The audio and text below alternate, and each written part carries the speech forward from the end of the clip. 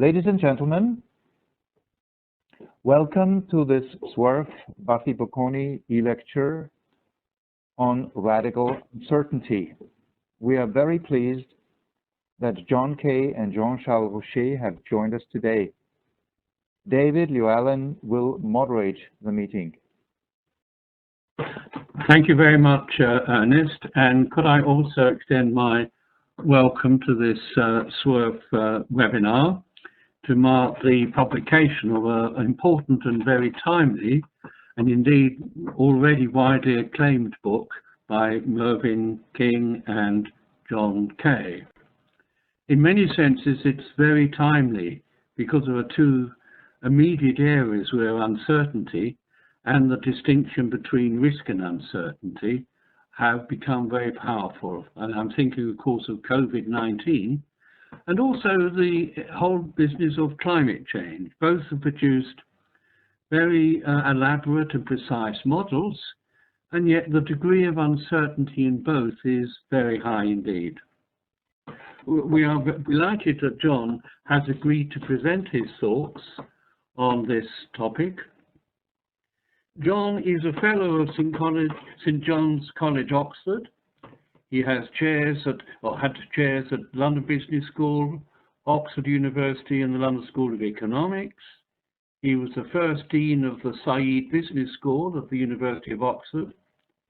He's also held top positions in think tanks, company boards of directors, consultancy to public and private sectors, including one consultancy he established himself.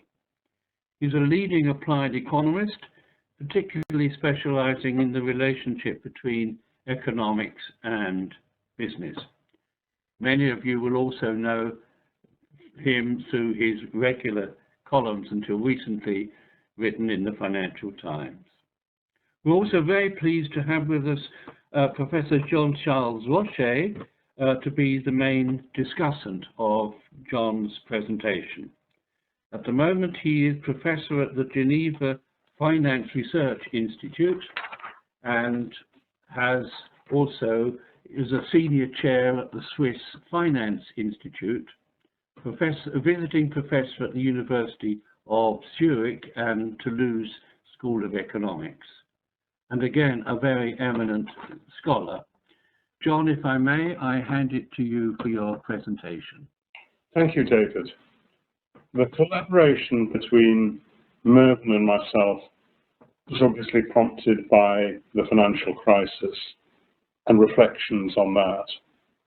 And one reflection which we both had was that the use of probability in economics and more generally had been greatly exaggerated, but the scope of probabilistic reasoning was much less than was generally assumed, and that had given rise to a great deal of what we called bogus modelling. That was the prompt. And when we started thinking about that, we started delving into the history of probability. It's quite surprising that the maths of probability was only discussed for the first time in the 17th century, and really it was the end of the 19th century before it became quite widely used. Before 17th century, it's not just there was no maths of probability, there wasn't really a concept of probability. The world was thought of as being deterministic, even if you didn't know what it was actually going to be. And that was the explanation of why people engage in activities that seem to us absurd, like consulting the entrails or the Oracle of Delphi. Of course, maybe some of the ways in which we think we're handling uncertainty today are not, in fact, very different. But at the end of the 19th century, early 20th century, there was a much extended application of probabilistic reasoning. And next year, 2021, will actually mark the publication of two books. One is a treatise on probability by Maynard Keynes, and the other is Risk, Uncertainty and Profit by Frank Knight. And for both these authors, distinction between risk and uncertainty was fundamental. Risk, they thought, could be described probabilistically, but there were many uncertainties which would not be described in this way and which were pervasive in the world of business and finance. A measurable uncertainty, or risk proper, as we shall use the term, is so far different from an unmeasurable one that it is not, in effect, an uncertainty at all. By uncertain knowledge, this is Keynes, I do not mean merely to distinguish what is known from certain from what is only probability. The sense I'm using the term is that in which the prospect of a European war is uncertain, or the price of copper, or the rate of interest in 20 years hence, the obsolescence of invention, the position of private wealth owners in the social system in 1970. About these matters, there is no scientific basis to form any calculable probability. We simply do not know. One interesting angle on that quotation is that I had believed, until we did the fact-checking from this book, that it came from Keynes's 1920 treatise on probability. In fact, it comes from the QJE article in 1937, in which he tried to summarize the argument of his general theory. And from that, you can see that this concern to distinguish risk and uncertainty was actually important throughout Keynes' life and was fundamental to his thinking and theory. Keynes, of course, was mainly concerned with that macroeconomic angle, Knight with a microeconomic side of it. His Knight's argument was essentially that it was uncertainty which created opportunities for entrepreneurship and profit. For Keynes, it was uncertainty which essentially prevented the equilibrium posited in classical economics from actually being reached, although Keynes also reinforced Knight's point by saying if animal spirits are dimmed and spontaneous optimism falters, leaving us to depend on nothing but the mathematical expectation, enterprise will die and fade. But what happened in the decades that followed was that distinction between risk and uncertainty was essentially elided and eventually eliminated. The Keynes-Knight position had been challenged in the interwar years by Keynes' Cambridge colleague Frank Ramsey and by a rather strange Italian called Bruno Tiffanetti, who talked about subjective probabilities. And in the 1940s, that way of thinking was developed by von Neumann and Morgenstern, and then by the young Milton Friedman in conjunction with Jimmy Savage. We moved to Paris in 1952, in which there was a rather high-level conference to discuss developments in thinking about risk and uncertainty in economics. We see what would have been the highlight of that particular event, which was a dinner party. 4 members of that dinner party would in due course win Nobel Prizes: Maurice Allais, French, Ragnar Frisch, Milton Friedman, and Paul Samuelson. So it was quite a high-powered gathering. And Allais presented in that dinner party what became known as the Allais paradoxes. This is actually the beginning of behavioral economics, because what Allais did was he presented the dinner party guests with a list of possible gambles under uncertainty and showed that they made inconsistent choices, that you couldn't, as people had wanted to do, take the analysis of preferences which had been applied to deterministic worlds and extend it to the world of uncertainty. Interestingly, I described that as the beginning of behavioral economics, because Allais was quite clear that what he was presenting was not a critique of the choices of the people who were sitting around that table. He was presenting a critique of the concept of rationality, which said they wouldn't make the choices which they did make.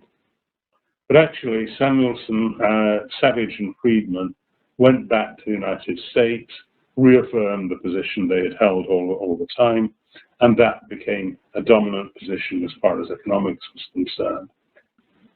This is Friedman writing in the 1960s. In his seminal work, he says, Frank Knight drew a sharp distinction between risk, referring to events subject to a known or knowable probability, and uncertainty, as referring to events for which it's not possible to specify numerical probabilities. I've not referred to this distinction, he said, because I do not believe it is valid. I follow Savage in his view of personal probability, which denies any valid distinction along these lines. We may treat people as if they assign numerical probabilities to every conceivable event. And it's hard to exaggerate the importance of that assertion for the subsequent development of economics. Without it, without believing that you could characterize uncertainty with probabilities by means of personal or subjective probabilities, you would not be able to have most of modern finance theory, capital asset pricing model, etc., and you would not really be able to have the rational expectations models which have exerted such a large influence on macroeconomics. But we argue the assumption that you can describe all uncertainty in this way makes no sense. And David referred at the beginning to the COVID-19 crisis, which actually illustrates the point very well.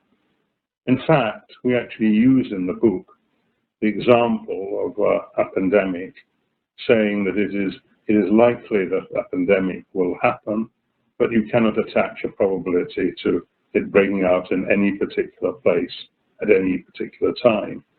And we certainly didn't expect to be proved right on that quite so quickly.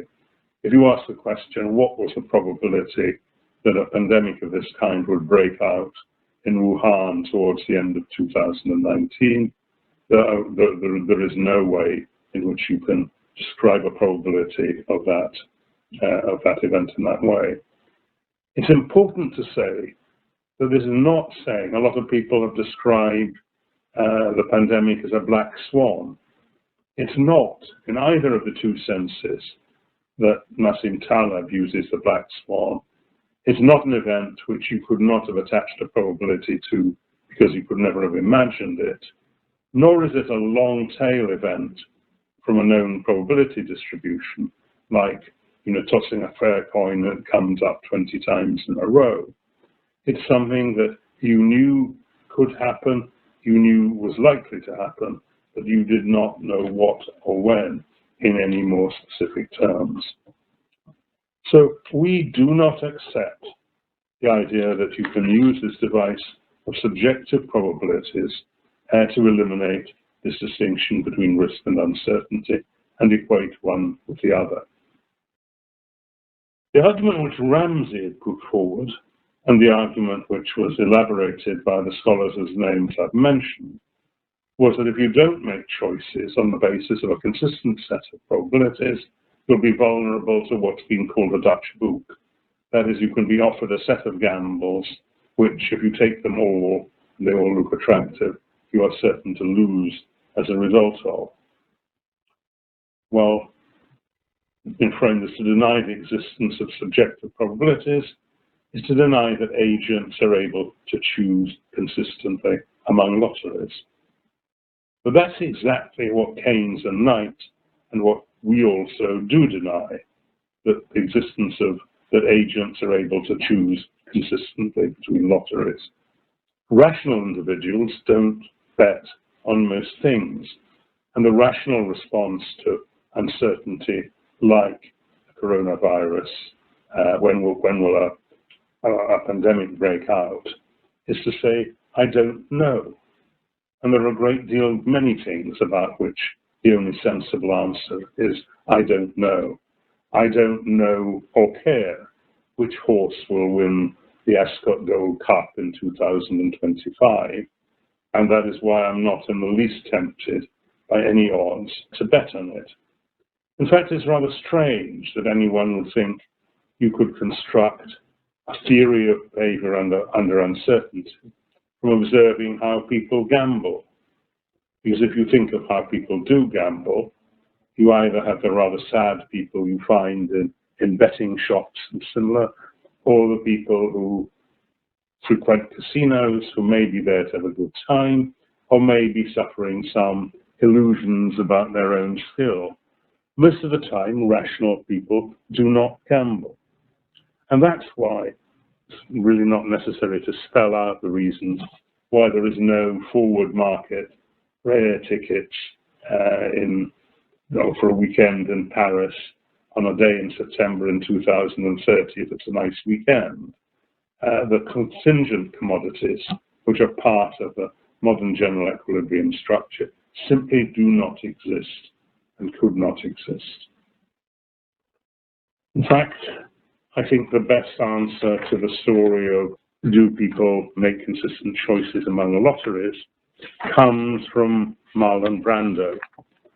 But in that, Brando famously says, on the day when I left home to make my one way in the world, my daddy took me to one side. Son, he says, I'm sorry I'm not able to bankroll you to a very large start.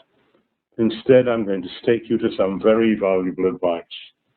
One of these days in your travels, the guy is going to show you a brand new deck of cards on which the seal is not yet broken. Then the guy is going to offer to bet you that he can make the jack of spades jump out of the deck of cards and squirt cider in your ear. But son, do not accept this bet, because as sure as you stand there, you're going to end up with an earful of cider. The point which I think Brando makes rather well in that is that in a world in which information is necessarily imperfect and not evenly distributed, it's very foolish to make bets on very many things. And therefore the story that people have a consistent set of probabilities over every conceivable event cannot possibly stand up. So we think it's time for a reappraisal of the ways in which economics describes uncertainty. There's wisdom in crowds, that's true, but the wisdom is in the aggregate of the knowledge of the crowd, not in the average. And humans would manage uncertainty much better if they pool their knowledge of an uncertain future than if they bet with each other on unpredictable outcomes. And mostly this is how in the real world we do manage uncertainty. People think of narratives and stories rather than numerical probabilities, not because they're irrational, but because thinking in these kind of ways has proved the best way of managing the ill-specified mysteries that confront them over millennia. Most of the decision problems we face are actually incompletely specified, and that makes it dangerous and misleading to try and attach probabilities to them. So finance today treats risk, uncertainty, and volatility as if they were the same thing, but they're firmly not the same thing. Risk is something that's negative. You've never heard anyone say there's a risk I might win the lottery. You don't even hear people say there's a risk I might not win the lottery, because sensible people don't really expect to win the lottery. Uncertainty, on the other hand, is a product of imperfect information. And uncertainty may be the prelude to good or bad outcomes. Visiting a new place, meeting a new friend, taking up a fresh job, all of these things are choices that are characterized by uncertainty, and that uncertainty may be good or may be bad. Uncertainty can be positive or negative. Risk is uniformly negative. And volatility is not actually the same as either of these things. There's another confusion of language, or rather using the same words to mean a range of different things. We distinguish likelihood and confidence and probability. It's likely that Philadelphia is the capital of Pennsylvania, although it's not, because as a general rule, the most likely choice for a state capital is the largest city in that particular state. On the other hand, I'm confident that the capital of Philadelphia is Harrisburg because I've looked it up in an encyclopedia, and that's what it says. And finally, the statement, the probability that Pennsylvania is the capital of Philadelphia is 0.7, is simply meaningless. Philadelphia either is the capital of Pennsylvania or it isn't. And that goes back to Sky Masterson, Marlon Brando's observation, that you'd be very foolish to take a bet on what is the capital of Pennsylvania, because almost certainly the person likely to offer you the bet is someone who knows more about the subject than you do. So we don't simply reproduce the ninth Keynes distinction between risk and uncertainty for the reasons I've described. Risk is something that's bad and undesirable. Instead, we say uncertainty is the product of imperfect information. And many kinds of uncertainties are resolvable. They're resolvable by obtaining more and better information. Or they're resolvable because the data you have, or rather they're the product of some kind of stationary or ergodic process in which you can deduce a probability distribution from the data you observe. So uncertainty is resolvable if you can reduce its impact in one or other of these ways. But if you can't, then you have what we call radical uncertainty. And radical uncertainty is uncertainty of outcomes which are generated by non-stationary, non-ergodic process. Radical uncertainty arises when not all outcomes are known. Radical uncertainty arises when the decision problem is not precisely specified, and you may not even know what the actual outcome was after the event has occurred. So radical uncertainty is actually pervasive in business and in finance. So making up numbers is not a way in which you can help the understanding of management of radical uncertainty. But that's characteristically what people do. You take the spreadsheet you would construct if you had all the information you could possibly want, and then you fill in all the cells in that spreadsheet with made-up numbers. Or even worse, you make the numbers up over and over again, and you engage in something that people call Monte Carlo simulations, believing for some unexplained reason that a set of different guesses of the same thing represents a probability distribution of that. It doesn't. We prefer to think of what Charles Sanders Peirce called abductive reasoning, that you're trying to engage in inference to best explanation. You're faced with a variety of events which are difficult to understand, difficult to read, and you ask, so what is going on here? The way in which you cope with uncertainty, either in your personal life or in business or in investment and finance, is to construct some sort of reference narrative, a realistic scenario for business strategy, for a policy trajectory, for a personal financial plan. And then risk is an imaginable event which threatens to derail your reference narrative. And a sound strategy then for handling radical uncertainty is to attempt to ensure that your reference narrative is robust and resilient to these various risks. That's important to say, but that means your reference narrative is probably not going to be an optimal strategy. That kind of optimality only exists in the Friedman world where you can specify a known probability distribution. We go along the same lines as Herbert Simon did 50 years ago and say that in the main, real decision makers don't optimize, they satisfy. They look for solutions that are actually good enough. So in the world we've been through living in the last few months, it's hardly necessary to emphasize that what controlling risk really means is creating narratives that are robust and resilient to unpredicted events. And the way engineers typically do that in complex systems is you build in modularity and redundancy. You build in redundancy by making things stronger than they need to be, or the minimum you think they need to be, and you establish modularity by ensuring that a failure in part of the system doesn't necessarily jeopardize the system as a whole. And as soon as I say these things, you will recognize that a lot of what happened in the financial world before 2008 was eliminating modularity and redundancy, believing that they were evidence of inefficiencies. We dismantled the silos that kept different financial operations and activities separate, and banks started returning what they called surplus capital to their shareholders. And we've seen in the last few months similar lack of resilience in a range of global supply chains, again generated by people who thought that the robustness and resilience that you got from modularity and from redundancy were actually signs of inefficiency.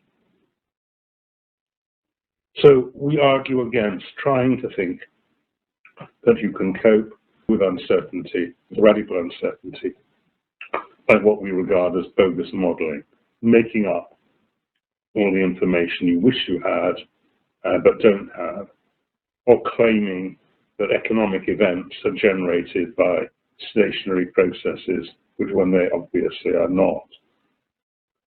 That restores, but in a slightly different sense to the one Knight and Keynes meant it, the distinction between uncertainty and risk. Uncertainty is the inevitable product of imperfect information. And as I described earlier, uncertainty can be either good or bad. Risk, on the other hand, is unambiguously bad. Risk is something that derails your reference narrative. Always quite liked illustrating things with movie clips. And this is a classic one of Orson Welles as Harry Lime, the Third Man. In Italy for 30 years under the Borgias, they had warfare, terror, murder, and bloodshed. But they produced Michelangelo, Leonardo, Da Vinci, and the Renaissance. In Switzerland, they had brotherly love, 500 years of democracy and peace. And what did that produce? The cuckoo clock. Well, interestingly, this is not quite right. Switzerland actually has more Nobel Prizes per head than any other country in the world, and a good deal of other creativity generated in Switzerland as well. Orson Welles was right in saying that you had immense period of creativity in Italy under the Borgias, but actually Michelangelo, Leonardo, Da Vinci, and other Renaissance artists, they were not killed on the battlefield. Michelangelo and Leonardo da Vinci both died in their beds, Michelangelo at a rather great age. They weren't subject to radical uncertainty. They had generous patrons. And Switzerland has the same story. And Switzerland has, as I say, produced a great deal of both business, artistic, and inventive terms from that. The story we want to have is have a secure and relevant reference narrative, which is what Switzerland succeeded in achieving. And accompanying that, and once you have a secure reference narrative, you can embrace uncertainty and understand, as Frank Knight and Keynes have done, that uncertainty is actually the source of economic progress. Thank you. Thank you very much indeed, John. A lot of what you say is quite a big challenge for a lot of what economics does, particularly in macroeconomic forecasting. And you gave some very nice quotations. Perhaps I could add another one, attributed, though with some uncertainty, to Albert Einstein, when it is argued, not everything that can be counted counts, and not everything that counts can be counted. I think you would probably go along with that.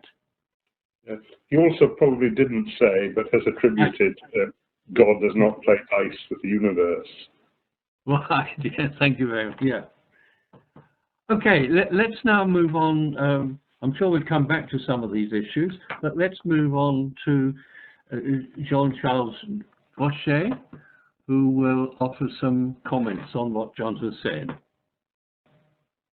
Thank you, David. It's a great honor and a great pleasure for me to discuss John's lecture. Actually, until this morning, I was myself in a situation of radical uncertainty about what John was going to say. Anyway, I'm very sympathetic to most of what John said. In particular, I always tell my children that the way to recognize a good economist from a bad one is that the good economist always answers to questions about economics, always answers, I don't know. So that's a good way to start. And also, I fully agree with what John said about people do not gamble.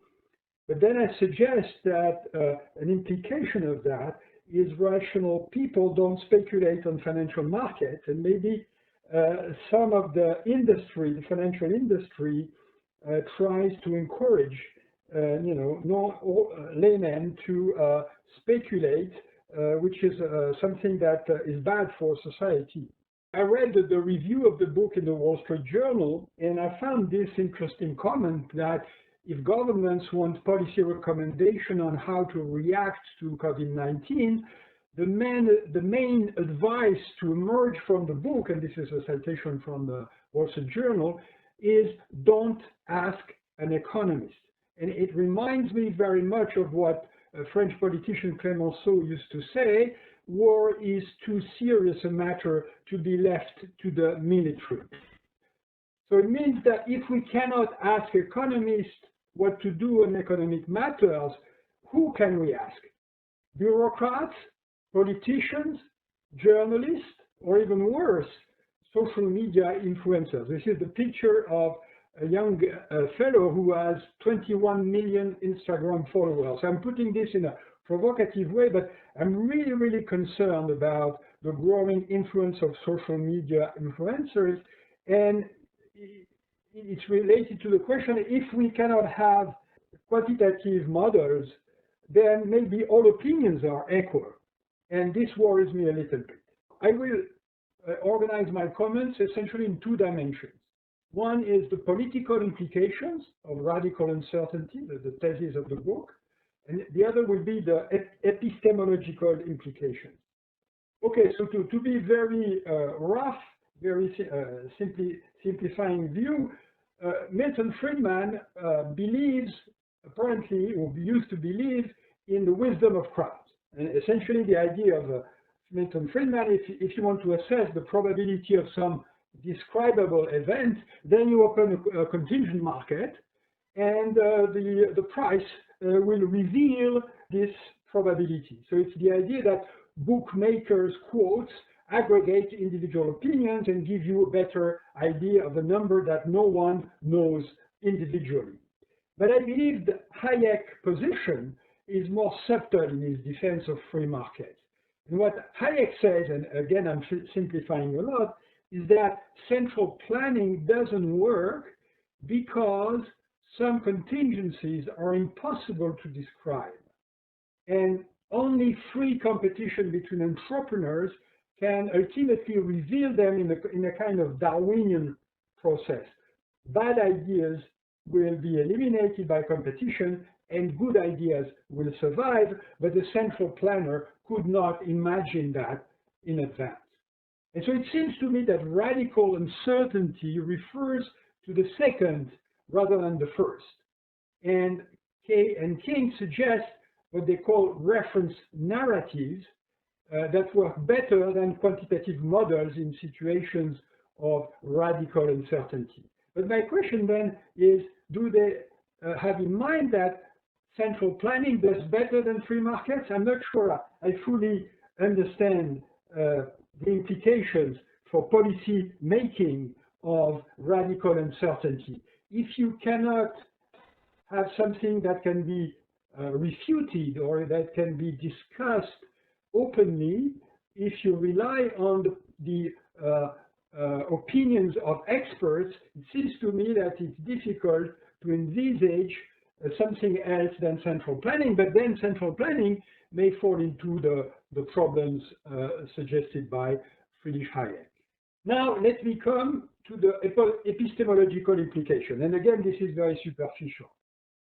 So, John and Mervyn are right that the future is not always like the past. I'm simplifying, but this notion that many random processes are not stationary or ergodic, and there it's very difficult to make predictions based on the past.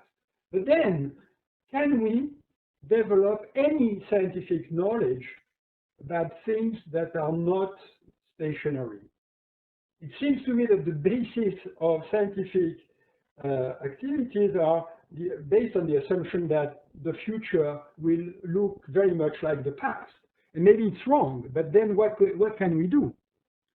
And similarly, can we develop any scientific knowledge about things that cannot be quantified? And here I will refer to the famous quotation of Lord Kelvin, which says, when you can measure what you're speaking about and express it in numbers, you know something about it. But when you cannot measure it, when you cannot express it in numbers, your knowledge is of a meager and unsatisfactory kind. So let me finish on Orson Welles and the Swiss cuckoo. I was not sure what John meant on his last slide. I didn't see immediately the connection with the rest of the presentation. And I just figure out that as a Swiss resident, I'm very proud of being there. And it seems to me that the country works well. And in fact, John thinks the same. But just to give you an indication of a comparison between Italy and Switzerland, I could have shown GDP growth in the last 50 years, but this would have been too obvious. Let me show you what the United Nations define as this Human Development Index and the ranking of countries. And as you can see, in the last ranking of 2019, Switzerland appears to be the second country in terms of this Human Development Index, whereas Italy is 29. So I like Italy a lot, but I prefer, actually I prefer working in Switzerland and going to holidays in Italy rather than the reverse. And maybe if I could finish on something that came out after John discussed what he thinks of Switzerland as a country where there is a relatively stable environment and where decisions are based on relatively safe assumption or quite, I want to insist on another dimension of the Swiss decision-making process, which is the notion of consensus. That is, when they change anything in the law, in the constitution, in the public decision-making, they discuss a lot between themselves, and they try to build a consensus.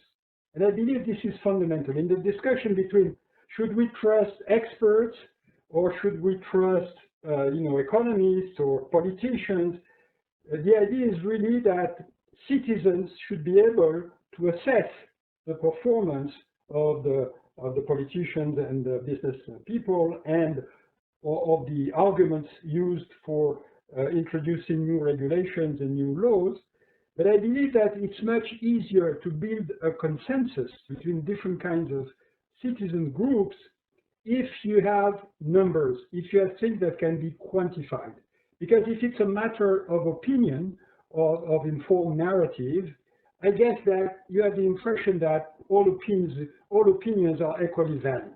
So I would like to know how John would respond to this argument. And once again, I would like to congratulate John and Mervyn on this fascinating book.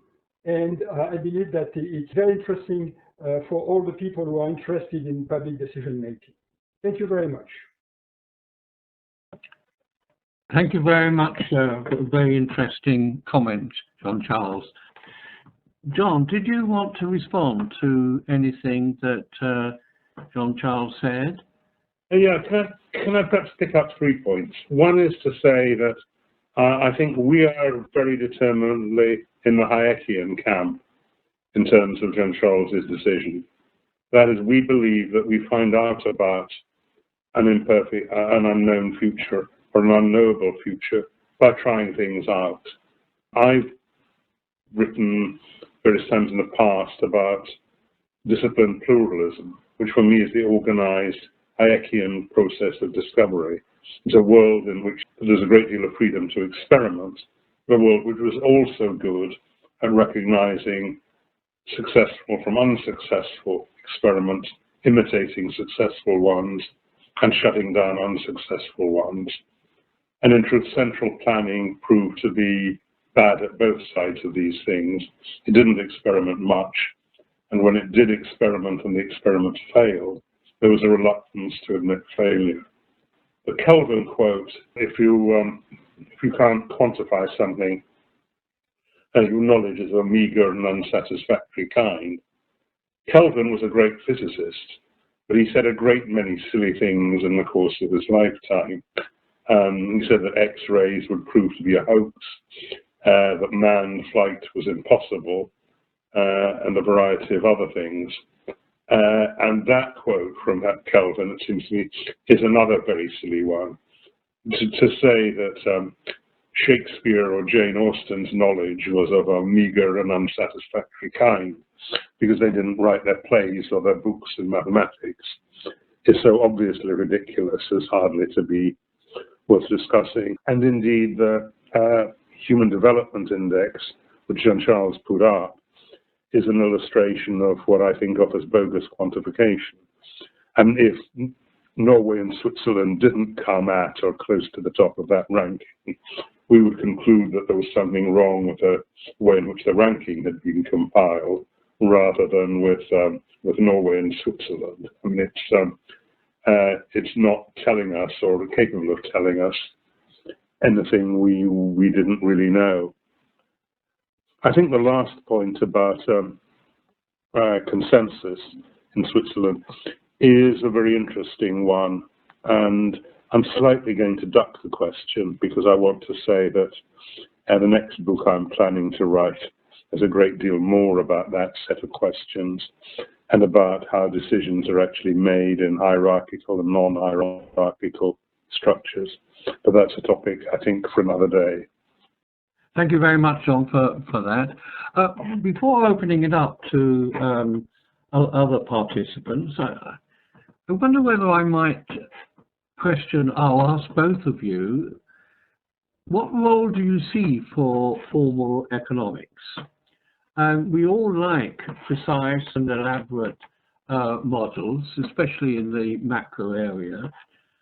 My own view is that these models may be, although not always, but may be very useful in helping us to understand important relationships, but they may nevertheless be not very good at making specific forecasts. In other words, I would make a distinction in models between precision and accuracy. Models may be very precise, but not necessarily very accurate in terms of forecasting. I just wondered whether you had any views about whether there is any role for formal macro modeling. There's certainly a role for formal modeling in economics, a very large role. But we argue that the role for the use of modeling is to generate insights from the model that are applicable to a wide range of problems. You know, we take a couple of classic examples of economic models of that kind in terms of the prisoner's dilemma model, or Akerlof-Lemon's models, or indeed Ricardo's models of comparative advantage, which are all structures that give you counterintuitive results, but once you've understood them, illuminate a very wide range of problems. I think you will have understood from what I've said why we have little time for rational expectations, macroeconomic models, and little time for that kind of structure in general. Jean Charles, did you want to say anything? Yes, if I may go further, I fully agree with John. And in fact, I like to put forward the notion of a qualitative model. Yeah. That is a model that is not used for predicting outcomes, but that is used to explain trade-offs and mechanisms and actually to build consensus. That is, for example, if you, I don't know, there is a debate about monetizing sovereign debt or these kind of things, it's very difficult to build a predictive model, but it's quite useful to explain the different mechanisms. What are the consequences for central bank, commercial banks, households, firms, etc. And so you need a model for that. But this model doesn't need to be quantitative in the sense that you can have reasonable figures, but it's qualitative in the sense that it shows all the mechanisms. Thank you very much. Can I now go to, we have certainly two questions already from Ernest Gnan, who is the Secretary General of SUERF. Referring to the COVID-19, he asks, would you argue that existing pandemic and economic models have been useful for shaping health and economic policy decisions? If so, why, given that they are dealing with radically uncertain matters? If not, what would be the alternative? The use of a model, if one takes the epidemiological models for the moment, they are potentially very useful in this kind of analysis. But their use, and this goes back to what we've just been saying about the use of models, is in identifying the parameters which actually matter. What you get out of a model illustrates quite quickly, but it's very sensitive to the reproduction rate, the number of people who are infected by an infected person. So you need to know the proportion of the population that's infected, what the reproduction rate is, and what the mortality or serious illness rate is among these things. And I know it's particularly clear in Britain that if we devoted more effort, the early stages, to getting the kind of information needed to illuminate these models, and a lot less to developing the models themselves, so that there were predictions of the number of deaths that there could be in the UK from COVID-19, which was specified to 3 significant digits. And you only have to say that to realize that you cannot possibly use a model in this sort of way. And the model, so far, that number looks as if to have been wrong by an order of magnitude. So you can look at orders of magnitude, but the key thing is to identify the key parameters.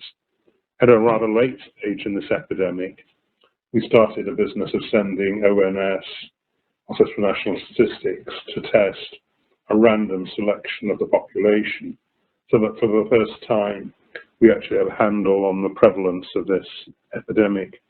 And that's the kind of thing that should have been done much, much earlier. Good. Thank you, John. Could I go to another question then from Jonathan Haskell? You mentioned behavioral economics when you discussed LA. Is this a helpful way to analyze radical uncertainty, or rather are behavioral biases a response to radical uncertainty? So-called behavioral biases are often a response to radical uncertainty. Hits the nail on the head. When I talked about LA, I said he was presenting his analysis as a critique of a concept of rationality, rather than a critique of the very intelligent people sitting around the table. But when Kahneman and Tversky took it up in the 1970s, that got turned round. So it was a critique of the people rather than a critique of the model. I think we need to recognize that in a radically uncertain world, it would not be rational for people to behave according to a lot of these criteria of rationality, so-called axiomatic criteria of rationality. That rationality is not observing the Friedman-Savage axioms.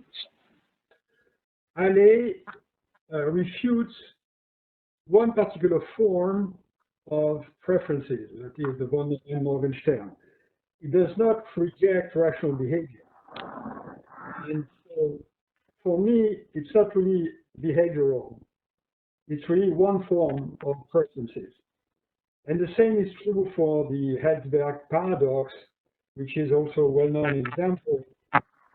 For me, there's not, I think it's an illustration of some form of radical uncertainty. You have no clue about number of balls, red balls or blue balls in one urn. So it means that I truly believe that this concept of radical uncertainty is fundamental.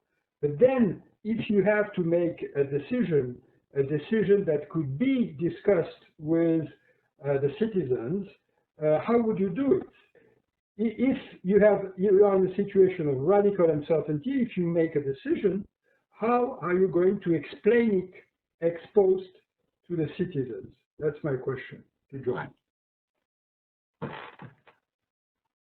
Another point that I'd like to make, if I may, is it seems to me, John, that most of what you say would apply across the board and not only to economics. And what worries me is very often the way the media presents the results of modelling, whether it be in terms of economic forecasting. But the one that really worries me is when we read reports in the press of medical research. And as we know, all models are very precise, but also conditional on the assumptions that they made. And usually the press gives a headline without actually specifying that in the model this is based on an extremely narrow range of assumptions. So it seems to me that what we have to do is not only think about what the role of economics is, but also the way that our results are presented to the media. There are areas where modelling works really well. I mean, we give the example in the book of the spacecraft which NASA put up to orbit Mercury. And it went through a very complicated trajectory and reached Mercury 7 years after launch in precisely the position which NASA had planned for it 7 years earlier. Now, you can do that because there are three conditions, really. We understand the equations of planetary motion. Equations of planetary motion remain unchanged, and the solar system is very little affected by our behavior and interactions with it. The trouble is that in most of the issues we're dealing with in economics and finance, none of these things are true. We don't have that degree of knowledge of the system. It isn't stationary, and it is affected by what our beliefs about it. That doesn't mean we can't use models at all. It means we can't use models in that sort of way. And the second question, which really relates to what people are now calling the replicability crisis in quite a wide variety of subjects, including particularly medical research, which is really a failure to see that so-called probabilities and statistical significance are generally derived from the assumptions of some kind of model and are not, as it were, statements about the world. It's quite interesting. You may have seen last year there's an issue of the American Statistical Association which started with an editorial which was an appeal to people to stop using the term statistical significance. It's not a message that seems to have got through to many either economists or medics yet, but I hope it will. We have now reached the end of our time allocation. Well, may I then take this opportunity to thank both of our speakers very much for extremely valid and very interesting, powerful presentations. It seems to me that you have both offered something of a challenge to a lot of what economists do. And I think we need to give very careful thought to, first of all, what the role of models are, whether they be qualitative or quantitative. And secondly, to stand back and think carefully about what value economic analysis adds. I'm absolutely certain in my own mind it adds a great deal, but not necessarily in the areas of what a lot of economists actually do. So perhaps I might leave that thought with everyone. Thank you very much, David. Thank you very much, John and Jean Charles, for your presentations. This leads us to the end of the seminar. I wish you a nice evening and goodbye. Thank you very much indeed. Thank you. And goodbye to everyone. Bye, John. Goodbye, John. Bye-bye.